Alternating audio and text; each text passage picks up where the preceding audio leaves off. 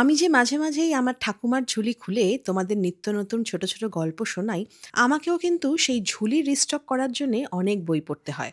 গল্পের বই পড়তে আমার ভীষণ ভালো লাগে।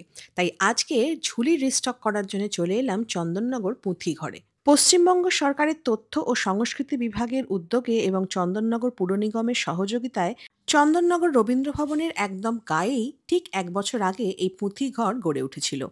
একটা ভালো বই মানে হচ্ছে একটা ভালো বন্ধু।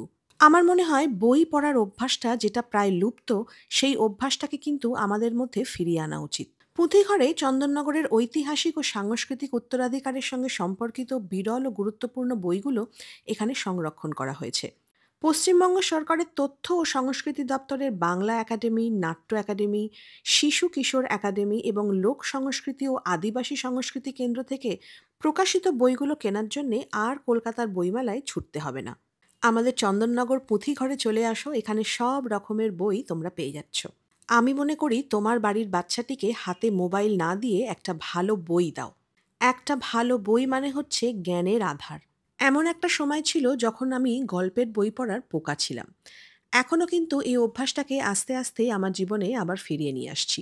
রোজ রাতে শুতে যাবার সময় অন্তত এক পাতা করে হলেও একটা গল্পের বই পড়ি। এতে আমার ঠাকুমার ঝুলির স্টকটাও আস্তে আস্তে বাড়ে, আর সাথে কিন্তু ঝট করে ঘুমও চলে আসে। নিজেরাও পড়ো আর তোমাদের বাচ্চাদেরকেও বই পড়ার অভ্যাসটাকে বেশ করে রপ্ত করো।